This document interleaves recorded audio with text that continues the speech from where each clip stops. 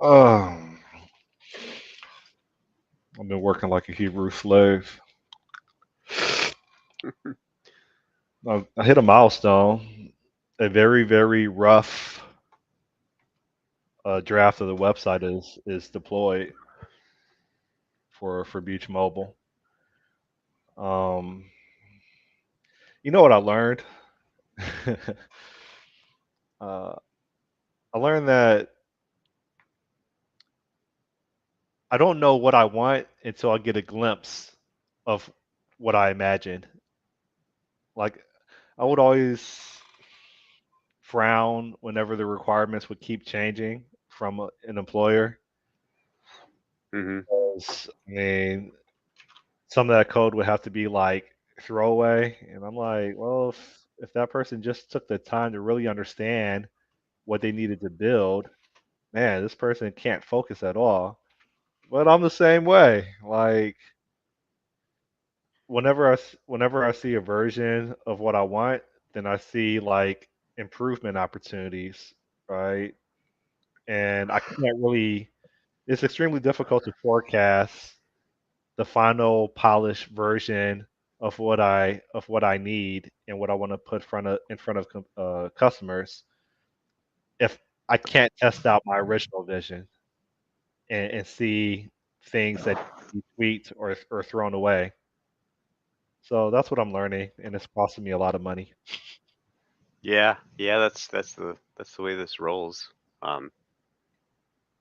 You got to kind of like go for like really small experiments and stuff like that to and just iterate. I mean, you could Yeah, spend a lot of time. Well, the thing is with UI UX though, because I'm assuming that's what you're talking about is UI UX. yeah, it's web, so I can't do it myself, and I'm not. Yeah, Uh, yeah. I mean, you could do cheaper mock-ups if you had somebody who knew how to do Figma and like rather than writing code. Should be cheaper to do that anyways. Or maybe you learn Figma and you're able to do it yourself. But yeah, it's definitely a I don't slog. I don't have time to learn. I don't. Like I have so many things I'm juggling. I still have to submit this application to Y Combinator. I still have to do my taxes. I still have to figure out how to make some money to pay my taxes, and I gotta try to get a customer, and I gotta figure out how to get product from China over here with the minimal costs. Currently, they want 400. They want a minimum order quantity of 400. And shipping's like $2,500, and then 400 units for them to fabricate and stamp branding onto is like $6,000. So 6,500 bucks parked, and then you're gonna have to wait months to get it, Yeah, or not parked. What's the thing? yeah, I know What's the what you're term that saying. we use? Um, it's Fixed, delivered, but yeah, um, deposited in arrived. Yeah, escrow. yeah. Anyways, Uh, but yeah, yeah. Hmm. Meanwhile, I have this addiction to ordering things on Amazon. Like yesterday, I ordered $500 worth of uh, wooden foldable beach chairs, uh, tournament style spike ball, Oh yeah. and Well, is what there else? like a lo-fi way you could start to leverage those things you're buying without having to wait till your full solution's ready? Because you Yeah, have all this stuff. purch- It's like, purchase it. I have samples like it's, I have samples that are filling up one of my bedrooms. Um, and so yeah, I usually have a pair of everything. That's costly. It's like pick your poison, right? Do I really want to spend $60 on one pop-up tent that doesn't have any marketing branded onto it for $60. Um, and in order for me to probably, I don't know, do well enough, I would probably need to rent out maybe 20 a day, right? Whatever the math is on the break even in regards to return on investment. Or instead of paying $60 for one that has no branding on it, which means that it doesn't sell itself on the beach for people that are within proximity of that tent or equipment, do I pay $10 or $14 instead of 60? But instead of buying 18 more, I have to buy 398 more plus shipping, plus I have to wait 2 months for it to arrive. Yeah. Plus the high probability that there's going to be some imperfections to what gets delivered, regardless of me having them show video via WhatsApp on a factory floor or on the plant of what the product looks like before I sign off on it. It's still a high probability that there's probably going to be some quality issues the very first time me working with this company, either because it's my fault, I wasn't specific enough, or their quality control didn't pull enough samples out of the population of items that they're creating for me. Like I have So, so much in my mind, man. I just want to get this done. yeah, do you envision that? So you're envisioning them putting this pop-up tent together themselves, right? They manufacture the No, no, tents. no, I mean the people on the beach. That's another monetization. Uh, so there's a couple, right? To answer your question, the original plan was the courier does the setup, and then I was like, so that was the original plan until like 2 days ago, when I decided to make a beach day. Uh, and I brought my speakers, I brought my canopy, and my canopy was like fresh out of the washer and dryer. Hmm. So I never considered how entangled the lines were going to be, right? Because you anchor the lines to the Hmm. sand. It took me half an hour, 30 minutes to unravel all the lines so that I could set up the canopy. Why am I saying this? Because that's half an hour I'm not going to get back, and I don't ever want any of my couriers to burn half an hour when ideally orders are coming, every 15 minutes or so, right? And so the thought process is make it an option, um, for a courier to set it up, whatever you order, whether it's them pairing the Bluetooth speakers to your phone, or setting up the canopy, or whatever requires some type of like assembly. It's going to be like an additional $6, which I think is good for the courier, is good for the customer. Um, I think by default the customer says, "No, I got this," but then the customers that are older, maybe, they're probably going to realize I can't get this thing to work, even with the instructions that that are delivered on the. There's so many things in my head. All right, there. Hold it for 1 minute. When the order gets delivered, the customer gets a notification or a text message saying, thank you, your order has been delivered, and then it has a link to the app, the Hmm. customer app, and the customer app has a page that shows the details, the rental agreement, right? When the rental is due, the expectations or the policy for that rental, and also some instructional videos for how to set up and close down whatever rental that they have for each rental item that they have, right? Going back to your question, they'll have the option to opt into not paying for a courier to set it up once the courier delivers it, and they save like $6, or they can go ahead and pay the $6 in addition to the delivery fee for a courier to assemble that equipment for them. The other option is you opted out of a courier coming to assemble that equipment for you. Um, then you realize that you couldn't do it yourself. So now instead of paying $6, now you have to pay a courier fee to come there, which is going to be $5, and then another $6 for a courier to assemble it.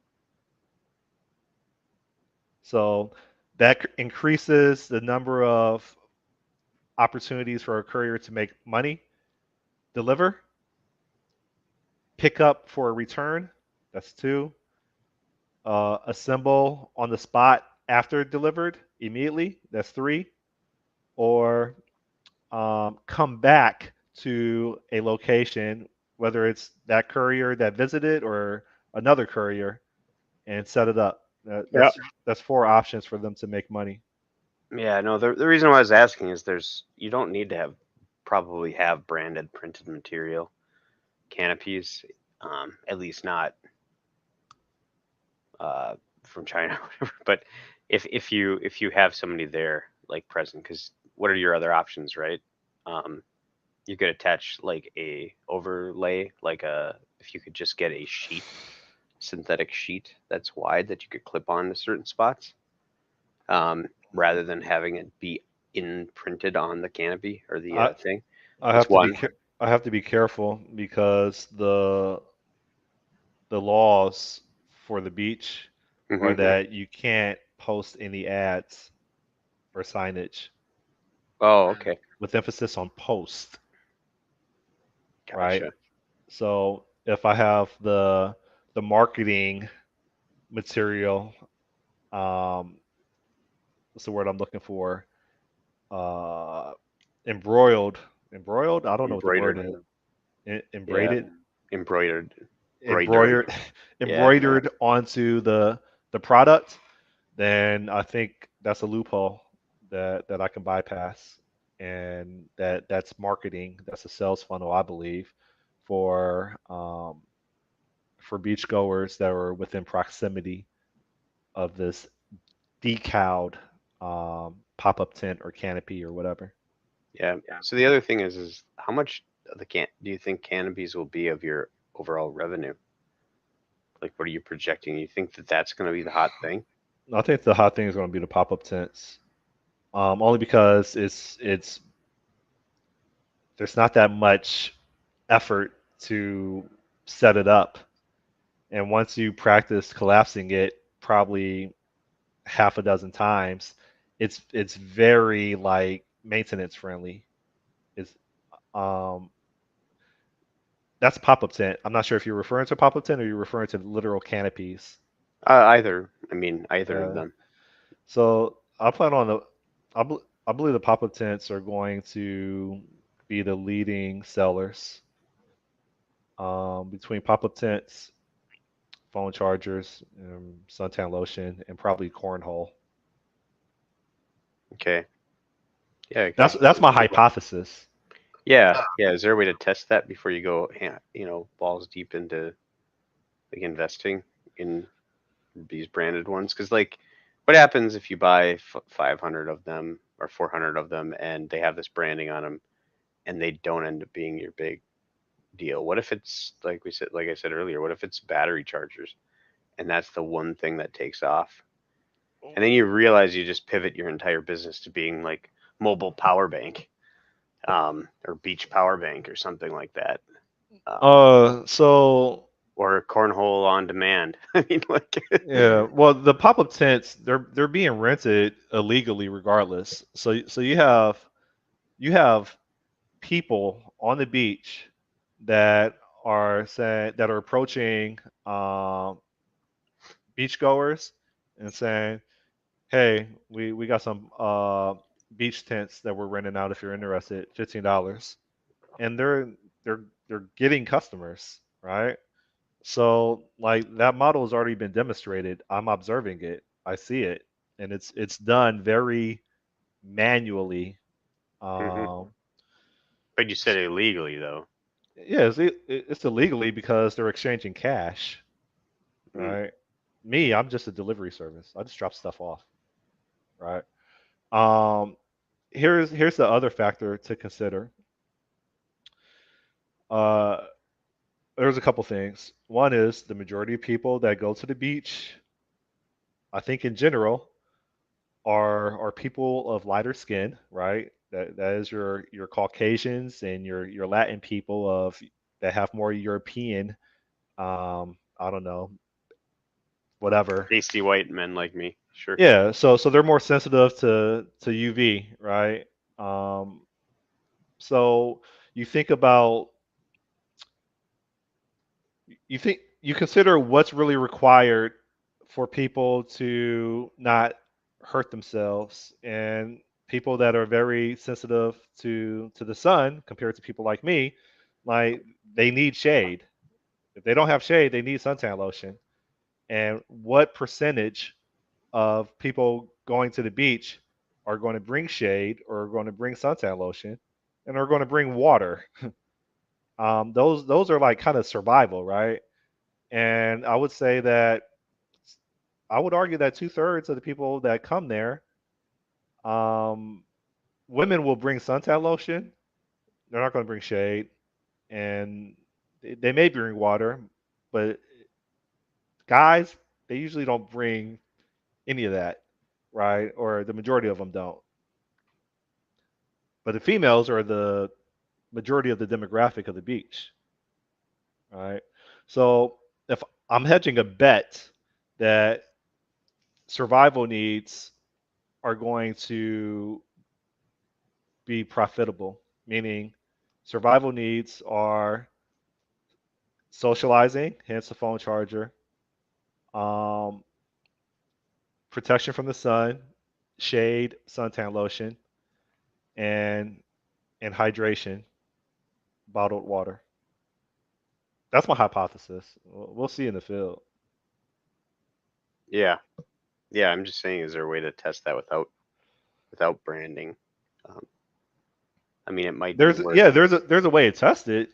I need to quickly polish my website so that it doesn't look like a third grader put the images in the catalog, right? So I've been trying to do that this morning.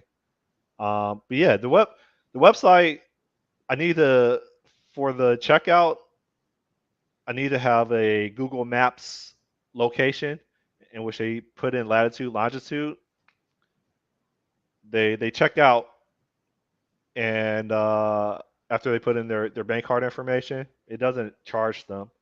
I get an email, and then I review what they wanted to order, and then I'll call them to confirm and establish expectations.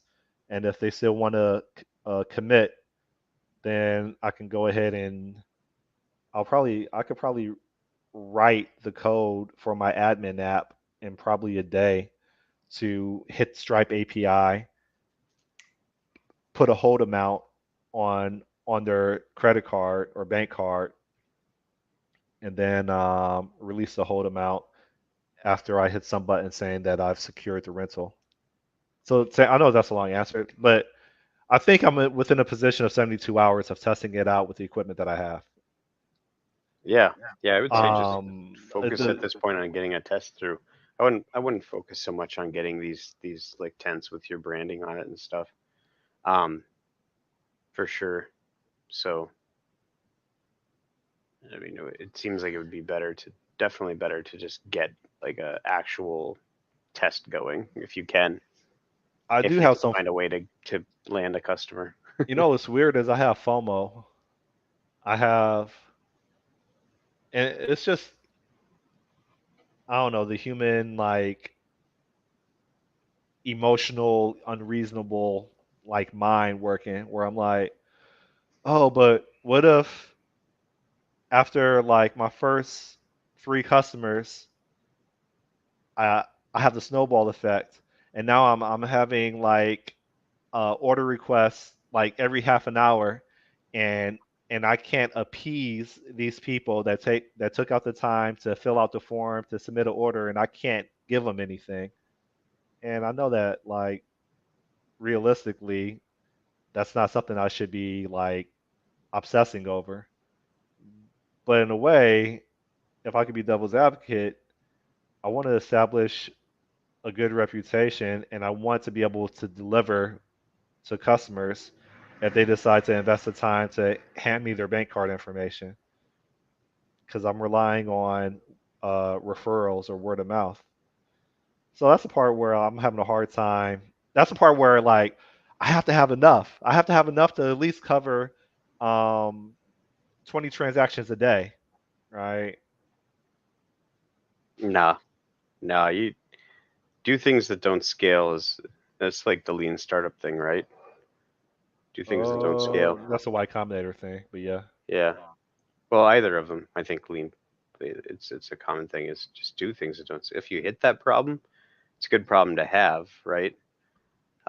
Another thing that you could do is just if you want to hedge against that, because you're worried about bad reputation coming, right? Yes. It's Yeah. just it's just come up with a dark brand for like, or like a release brand, or rebrand after you know that that's proven. Um, you know, so instead of Beach Mobile, you're something else.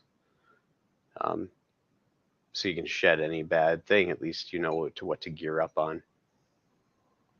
So, but I think that yeah, no, it's you've got like a fear to launch or a failure to launch type situation if you don't start getting like just launch something. You've I have a got like failure. momentum. I have a fear of not being able to deliver. It's not really about launching, it's about delivering that I have a fear about. Yeah, and what happens then? I look silly and Well, you need thick th- skin. this Go ahead and ask for. this is a part that maybe I need to see a therapist about, and maybe you're not going to be able to relate to because it's probably more. Uh, it's probably just something that I need to deal with because my mind's not right. Is I still attach my my ethnicity to the quality of my work, and I don't want to be a minority amongst a whole bunch of white people and Latin people. They give me a chance, an opportunity to serve them, and I failed. Like I don't. I know it sounds weird, Yeah, but you can ask other people that look like me, and it's really important to gain trust, especially with people that may have more opportunities than we have, so that we can build relationships long term with them. And I don't want a stereotype of gave him a chance. It's exactly what I expected. Like again, I might have to see a therapist about that, but the race card is real with me, and I really want within Miami people to not buy into the stereotype of me not being people that look like me not being trustworthy, especially when they're handing over their bank card information. yeah. So what do you need to? What would you need to do minimally to make sure that you can deliver, or that not even deliver, but really it's to make sure that any expectation is met. Now, I mean, you said any expectations met, well, no, and no, the no. I answer is mean, no, I can't.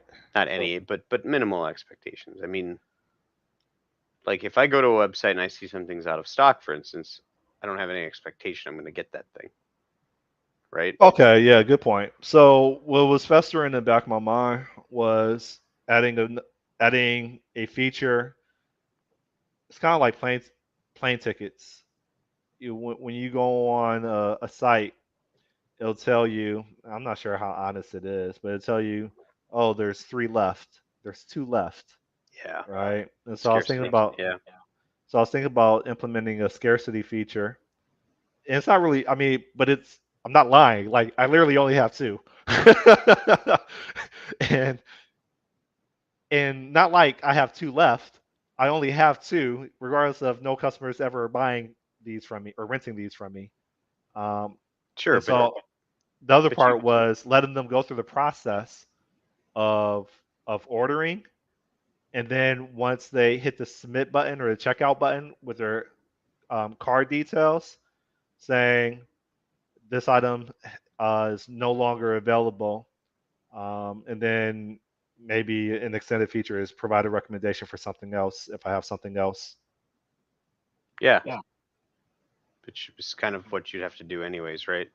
Until you build up, because I wouldn't invest too much heavy into any one thing until you know what you're going to be selling. Like, what are people actually going to become? Because it might surprise you. I think is the idea. You have a hypothesis, and every other all these business book I read say the same thing. It's like you start with this, and you think it's going to be this, but really, what happens is you learn this, and then you start to zero in on that one thing because you realize that that's the thing that's going to make the 20% that's going to drive 80% of your revenue is Z or whatever. Yeah, but again, but I see these being rented out already. I see literally a person in a fixed location within like maybe 15 yards, in which people that are funneled within that 15-yard space walking towards the beach where this person is at, he probably has a success rate of maybe 1 in 20. Like I'm already seeing it. The experiment I and know, observation has already occurred. I I think know. what you're saying is, well, what is the 80%? Well, what is the 20% that's going to generate 80% of the results? Is that kind of what you're saying, Test? Yeah, yeah. I'm saying that you might go into this thinking that you get a lot of value out of these tents, and you might. Not saying that your hypothesis is wrong. I'm saying you need to get it out there and try to replicate that success. If you see that that success is there, try to just zero in on that. Just be the tent rental guy for a while and just see if you can get that to take off. And Um, here's the yeah, other part was I was so gun ho on trying to get this website stood up because the next stage is like people aren't going to take me seriously. If I say, "Hey, I'm starting a business," no, like if I'm approaching uh, beach stores and I'm approaching trailers that are kind of like out the way, but they rent out canoes and jet skis or whatever. Like I I have to show them evidence that I'm like legit and that I'm really invested in this.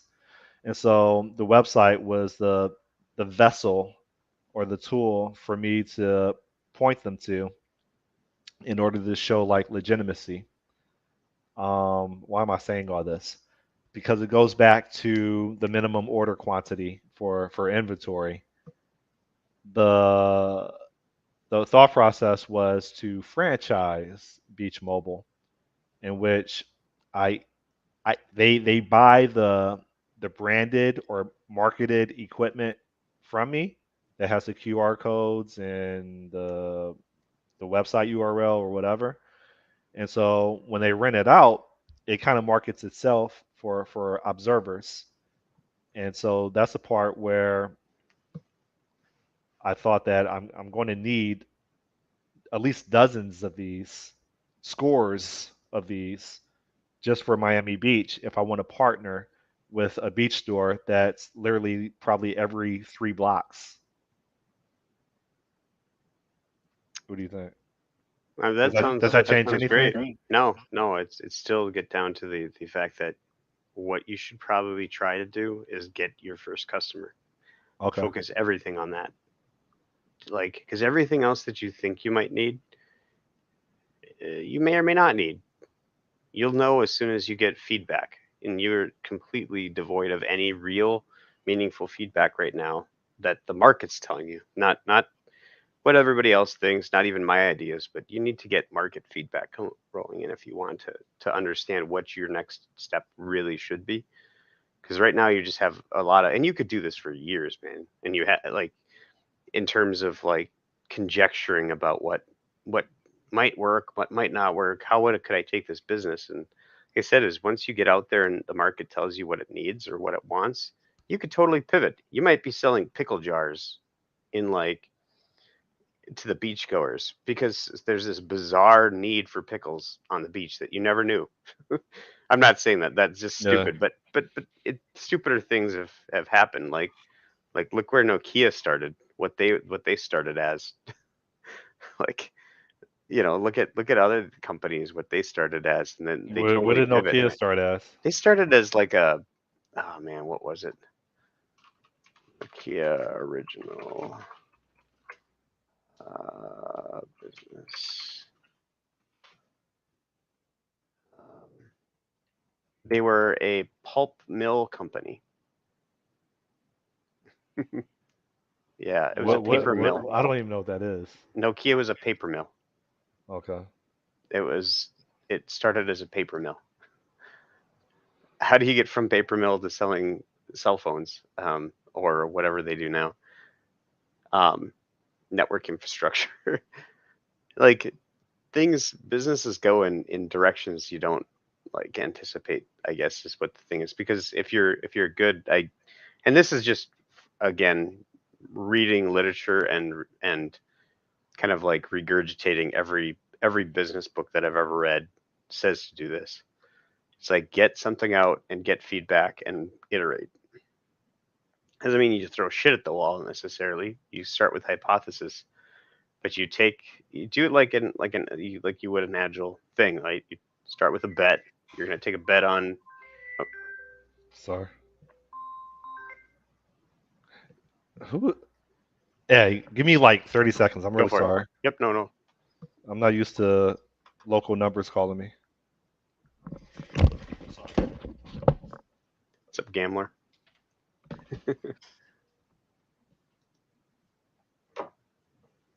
Got to get Scott out there to actually sell his get his tents and stuff rented.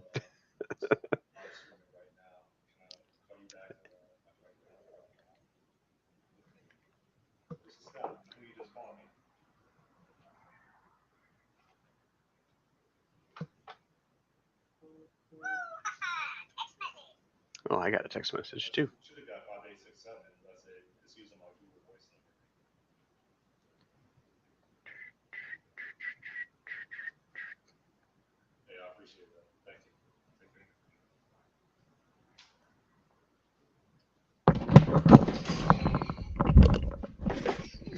Yeah, sorry about that. Oh, okay. So now I need to make an adjustment because when I call out, my Google Voice number is being used. Oh, weird. But yeah, man, you've already pivoted within your own like thing because you started off at like beach restaurant delivery. Now you're totally gung ho on rentals. Um, but you haven't even proven that that just the food delivery wasn't the way to go. Like maybe that was the entire thing the whole time, and maybe rentals is like a It was the barrier to entry was too great. in terms Remember, of I have this conversation literally like every 3 days with somebody. Okay, yeah, so the barrier to entry includes the following: code compliance. The the city or the state, they don't play around when it comes to like the public consuming food and you're not licensed, right? Now I know that's kind of like, well, I'm not the one cooking it, I'm the one delivering it, right? yeah, Well, here are the two biggest challenges that I was not able to overcome 3 years ago, and we discussed this.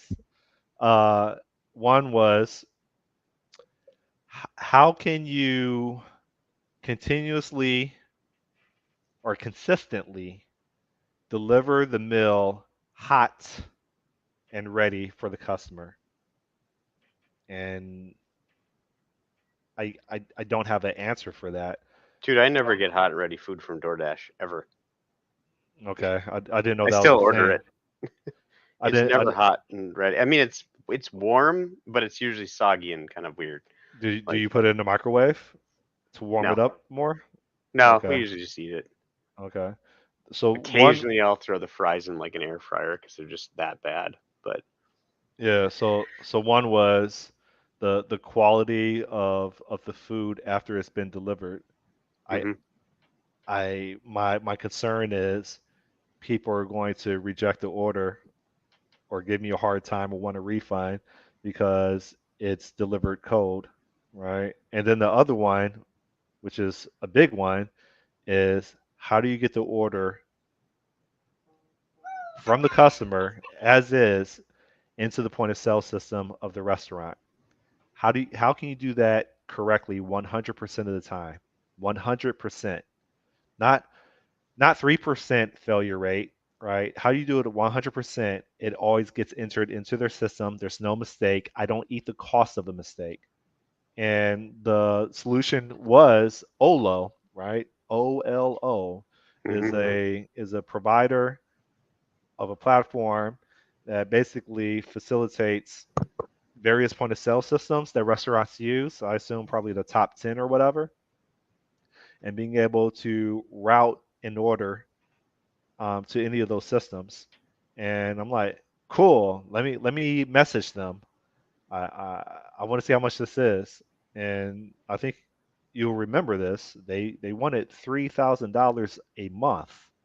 yeah, I I if I were national and I was making, I don't know, $3,000 a day, then yeah, that probably would be viable. For the first, no, I remember this yeah, it's conversation. not even guaranteed. Yeah, It may take me, it may take me like, I don't know, 6 months just to make $3,000 a day if things are consistently growing. Yeah, yeah, well, profit $3,000 a day, not revenue.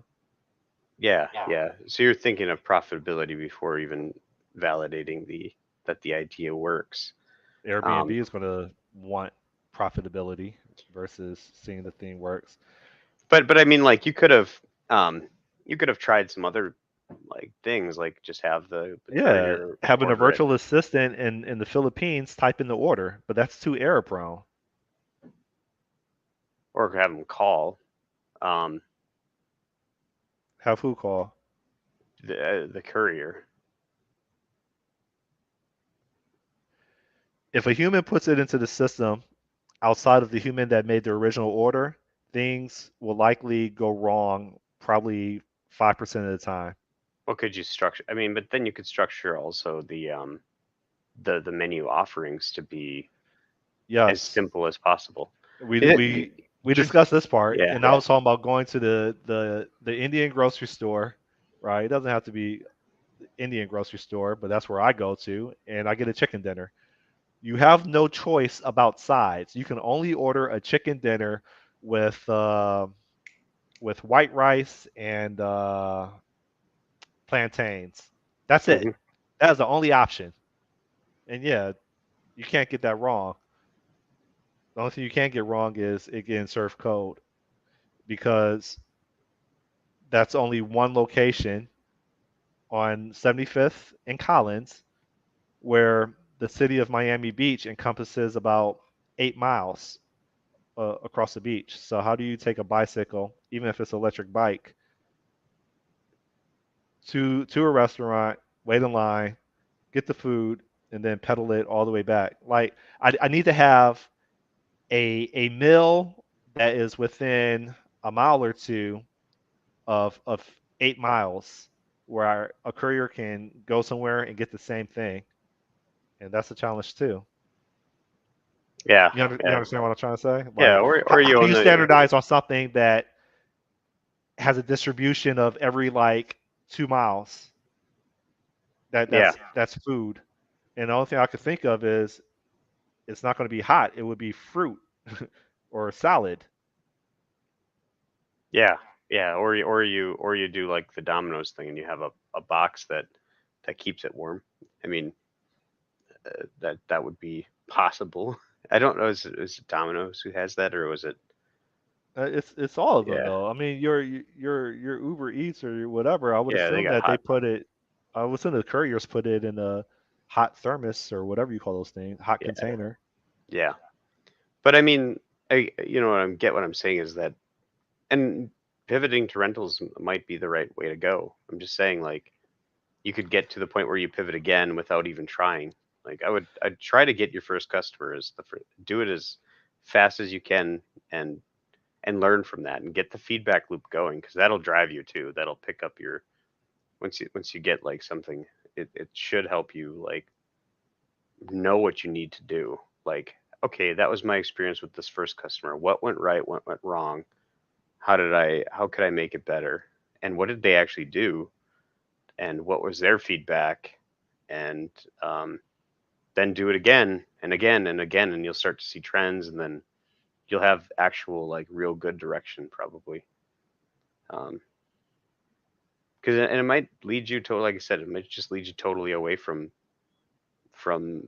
cabanas or whatever like that, because it maybe the people that are on the beach doing it, maybe that they'll hire that for the job better, and they just like it better because they don't have to wait for it. It's right there, for now. And but maybe not.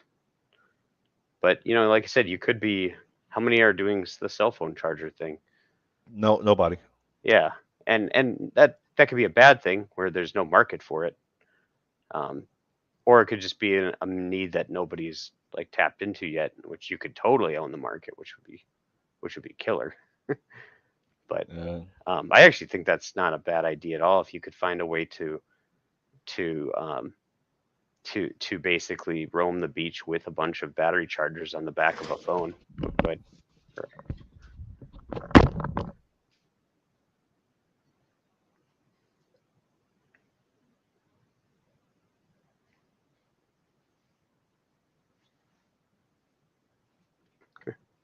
Hold on.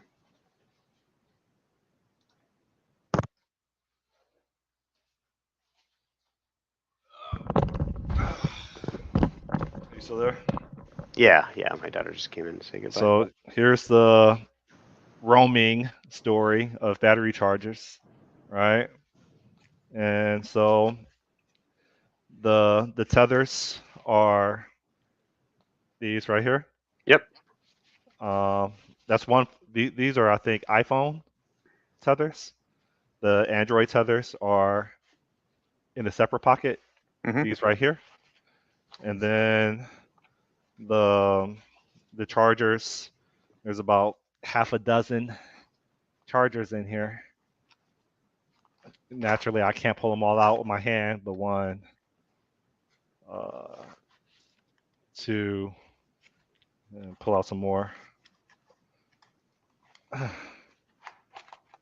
Three. Like there's like half a dozen in here. So yeah, I was gonna do that too.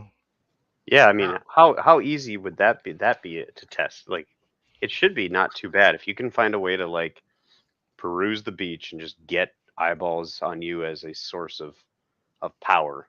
You know what I mean? It seems like the hardest part is to let people know that you're there, but like charging has got to be. People are on their cell phones so often. I know Like, it's a survival need, right? Like when I said yeah, suntan lotion and water. yeah, and I mean, how hard would it be to throw in a couple things of suntan lotion with you as well in a pocket like that? Um, and maybe some water if you had like a bike to drive around in. Like, it wouldn't be too bad. The water is not going to fit in a pouch like that. No, no, But no. I can have airport. If there was a if if there was such thing as airport suntan lotion or hotel suntan lotion, right? The little kind of like the little Oh, they have small little ones. shampoos, Yeah. then I would sell them hose for like $8. Yeah, they got those, man. It's definitely not like you can get travel sized I like this suntan backpack, man. I lotions. bought this like a month ago, man. Yeah, it's real nice. Uh, But feel yeah, I Euro- mean, how could feel you? European with this. But No man, offense, I gambler. think that that's a good idea. Like, see if you could find someone to pay you to charge their phone off of your shit. I mean, that would be a good way to see if that's even doable. But it also kind of forces you to see, well, how am I going to get my first customer? Like at all? Like your advertisement for the cabana thing, I suppose you could set it up yourself and just have it sitting there, and then hopefully somebody will, while you're sitting on the beach, will see it and like say, I want one of those. But like in lieu of that, like how are anybody going to find it? Are you talking about discovery? Yeah, Uh, so I would strategically place them on the beach yeah, yeah. with the marketing on it. I would, if there's some hot women, which there's a lot, they're ubiquitous. Then getting started early on, I would offer them a free rental for the tent if they wanted to order. I would offer them a free rental if they were really hot, and I Hmm. know that they're going to attract guys. Guys are going to come to the tent, um, and the lifestyle that we Hopefully live not in in the now. tent. Oh, I have to take a black light. My God. Well, that's a concern too, man. How are you going to clean these things? Yeah. So, but to answer your question, one of my plans, maybe for the first like 3 weeks to a month, is strategically put the tents out there. Um, either even if they have no customers, or basically select a model that's already on the beach. Well, take someone that's already on the beach, declare them one of my models, and rent it out to them for free to get test use, Hmm. and I mean they would be attractive enough that they would get attention already. The other survival need, which I'm kind of on the fence about, especially when it comes to wear and tear, is people with pets, right? You don't want to have a dog laying out in the sun, right? So with the pop up tents or even the canopies, that would be a survival need, I think, to protect your dog. Hmm. Yeah. Yeah, I don't know, man. I would just, you know, push yourself to try to get a customer in some way, shape, or form, and start that feedback, kickstart the feedback process. Yeah, I need to. Hopefully, I'll try to do a hackathon today and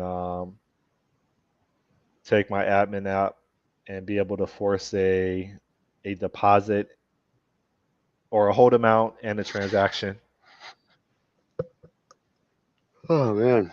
and mm, and a scheduled text message reminder, and that should be bare bones enough. I already have the server code to talk to. Well, I already have the server code to do all that. I just gotta take my admin app and wire it up to it so I could take my backpack when I go for a jog and then approach.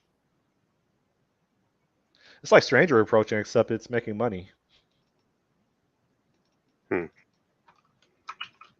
I figure out why is your logo skewed on your site? Like, is that intentional? Sorry, I just caught this again. I was looking at it. Um, Max, why is that like that's the way it was delivered, and it was probably exaggerated by me when I was trying to figure out how to do things in GIMP. that? Hmm.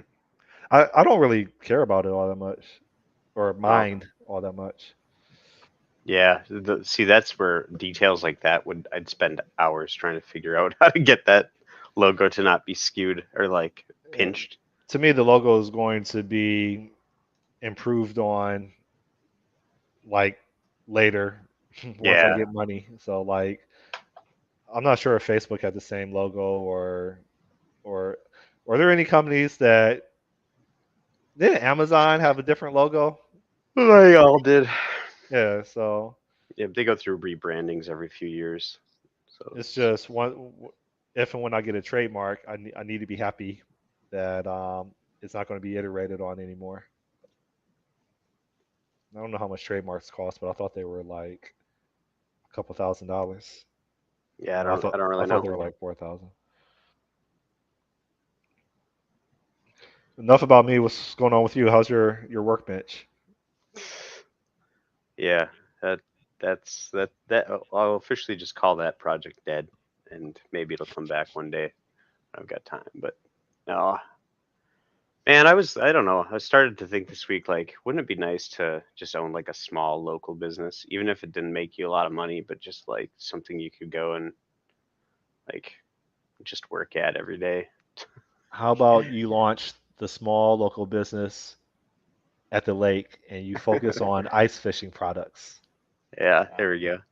I'll start a nice fishing shop with some and, bait and tackle and rentals and all and that stuff. Yeah. heaters and power generators. Yeah, there's plenty of those Dude, around here. you, I you, mean, that's the thing is that's it's a business around here. It's not like you could a guy could do that. It's not like if they got the capital to start it up, or if they could buy into an existing business where the owner's on the way out. Like it's actually a fine, profitable business to run that kind of stuff here. well, since I've been like collecting all these supplies and prepping this business, you know what I've discovered? I'm a prepper now. Did you ever watch Doomsday Preppers? Yeah, yeah. Like, I mean, 'Cause the you don't have last the you're gonna miss all your food in cans though. You need to get all your yeah, you got yeah. to buy a freeze dryer and start your prep show. Yeah, because the last hurricane, I mean, I was okay. I mean, I had telephone chargers. Right now, it's ridiculous. I have almost an entire bedroom just full of stuff that's not being used. That's meant for the beach accommodation. I have electric power generators. I have man, I did not realize how big cornhole was. I still didn't take out the box yet. The thing is like this big and weighs Yeah, like 40 pounds. yeah, it's quite big. I I gotta buy I gotta buy a trailer for the bicycle. Yeah, what I need to do is start my local box pickup company where we basically pick up Amazon boxes and then do something with it. I honestly think that this there's like a business there waiting. I, I don't think so. If you could go into someone's because so what happens, and this is just anecdotal, it's not, but it like you can see this trend on TikTok even. There's TikToks about this where women are like, "Oh, putting my boxes in the garage so my husband can take care of them because they buy so much shit on Amazon." It's not just women, men do too, right? We all everyone just buys a bunch of shit on Amazon. You got all these boxes left over. Then they just throw them out in the garage and then it's sitting there.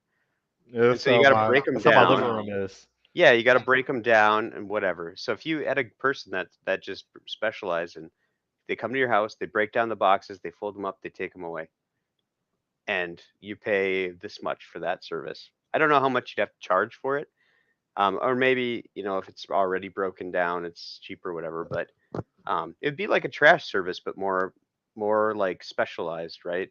Because you can't put all of those cardboard boxes in your standard size like bin, and the waste management companies haven't really like pivoted yet to being able to do that really well. Like they don't, and now they could pivot if they see there's a market for it. But if you could get a like a foothold into to picking up these uh, these boxes, man, you could have your couriers do it. You just got to figure out what to do with the boxes once you get them. Like, do they go to recycling plant? Can you make money off of them? Can you bring them to clean them up and bring them to small businesses for their shipping needs? um, you know, find a way to strip them down and take good boxes and clean them up. Like there might be ways to like repurpose them, and then you could say that you're green. Like, oh yeah, this is a green service. We repurpose every box that we can. You know, um, it's not a. I don't think it's a terrible idea. And then you could use your like. See, you could pivot again here. You could use your pickup to courier system to for have people like just have this as an on-demand service rather than a scheduled thing. Like as soon as your garage gets full of boxes, just ping us and we'll have one of our representatives come over and clean them up, take them out. Like just boom. I don't think I think the government or homeowners association or like I don't think people like myself would voluntarily like hire a service like that. we're lazy. Yeah, we would. Well, see, this is the Well, thing. for how This is the much? thing. Like I'm looking at the box. I'm looking at all these boxes that are sitting in my living room right now that are empty. And like the most I would pay for, so what is the user story? Have someone come over, break down the boxes, and haul them out. Yep, The most I would pay for that would be like $10. but you would pay for that. Yeah, but that $10 means that they have to come to my home, break down the boxes, and and then haul it out. Those are three different stages. Is each Well, they don't stage really worth necessarily. $3.33? Yeah, you don't necessarily need to break them down in the house as long as you've got a trailer that you can throw them in and bring them to a centralized spot. They're big boxes. You're going to break them down to save space, especially if you're running a Maybe, business. maybe, or maybe that's not how your business operates. Maybe this it's speed to getting them into a trailer and then bringing them to a facility or a place where you can break them down and then repurpose them from there. Um, but the question is, what now you've got this big collection of boxes? Is it really a waste thing, always a waste thing, or is there like some use for those boxes now that you have them? I mean, Could you turn that waste into an asset some I way? mean, they can be recycled. They can be recycled, or they can be used for people that are moving, right? So Oh yeah, they yeah, can be discount boxes in which you just take some scotch tape and you put them back into some type of form, which they may yeah. not be as sturdy anymore, Or and then or you or then you you get a growth hack where and you yeah, target people that are looking for roommates, and you send them ads for moving yeah.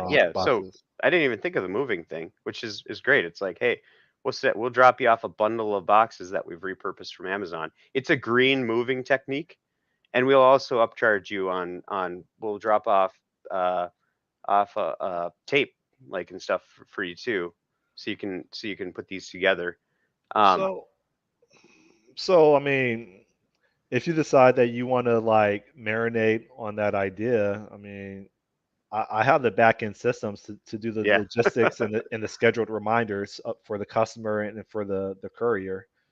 You would yeah, just have to write honestly, you would use my back end system. You would just have to stamp out the UI, the yeah. theme. I mean, I'd yeah. I mean, how I would probably approach this in my town is I would probably look at doing like a radio ad type thing. So like establish the business. Like I just have a truck, right, in a trailer. Um, Run a radio ad saying, "Hey, do you have piles of Amazon boxes in your garage?" Like a lot of people do. And do you not want to take time to break them down, blah blah blah, well, call this number and we will schedule a pickup and we will take your boxes, just to see if I could. And this is our price, like whatever. Or maybe we pay per box or I something like that, would. because every job could be different. You could go up and get like 10 boxes, it could be You could 100 go. boxes. You can get public records on court order evictions, and that's one demographic. Then you can go to Craigslist or whatever hip website to see who's looking for a roommate.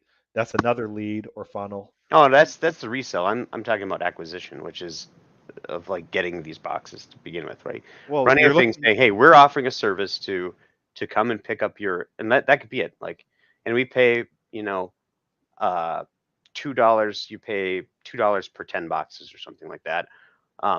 Make it per the size of the job too, so it scales with how much work you actually have to do. If you're coming and picking up 5 boxes, it's a $2, Yeah. or So something like that. what It's not do expensive. stores? $5. What do retail stores do? How do they handle that? I don't know. Well, Um, that's the first thing you should find out. Yeah, well, that could be something, but that's the thing is, I know that Amazon boxes, because I have this problem. Amazon boxes sitting in the garage that aren't doing shit, that are just taking up space, is a problem. Like, and I'm gonna burn them all eventually. Oh, you shouldn't burn them. Well, we burn, Recycle. no, we burn all that shit here, dude. It's fine. Um, but that's the thing is they just sit there, and I've got this problem. I know other people do. How much would they be charged? How much would I be willing to pay to just have someone to come pick them up? Probably not a whole lot, but I mean, because I'm cheap. But there's a lot of people who aren't cheap. Like they'll just Well, be like, oh yeah, whatever, you here can you have go. a subscription plan. So Oh yeah, people that tend to order from Amazon probably once a week, which I do. yeah, You could put them on a $10 subscription plan where once a week they will come and break down your boxes and haul it away. yeah, yeah. And And that's and basically, if there's a way to figure out all of the Amazon Prime members within your area, that's your first lead. yeah. So I mean, literally, what I could do is I could literally run this, take all these boxes back to my pole barn, and then figure out, okay, I have all these boxes now. What the hell am I going to do with them? I could literally just go bring them to the dump if I'm just like, nope, this is stupid. I'm gonna find it. Or I could say, well, are there businesses that will pay me for these boxes if I clean them up and deliver them, as because they do shipments and they want to be able to ship stuff, but they don't want to pay as much for like premium packaging. Maybe they're just happy to get a box that's not expensive, right? And so I bring them there, and then I could claim that like I'm like a recycling green, like we do as much as we can for the environment type thing by reusing these boxes, and rather than shipping them off to whatever for recycling and or burning them or bringing them to the dump or whatnot. And there's also bedding, I think. I mean, I'm not sure if it's a sound idea, but animals that are in kennels or cages, I don't know what they use for underneath the bedding, Oh yeah, yeah. So you have but all these boxes. What do you do? Like you could shred them maybe and see is there a product there to do. But I mean, like I said, like I think you start to think about like this is a new the boom in all of this like stuff has I think created a ripe scenario for a business to come in and to handle what to do about delivery boxes. Because it's like you have them building up, obviously I have them building up in where I'm at. Like I know, like I see it on TikTok every few like weeks. I get a TikTok where it's like wife throws the box out into the garage so that the husband can take care of it later. Like dude wants to come home and play Call of Duty, he doesn't want to come home and freaking rip up these boxes from Amazon. Like yeah. it's not, I think it's actually a pretty solid idea. um but I would need to get laid off so I could try it. No, really, you could just maintain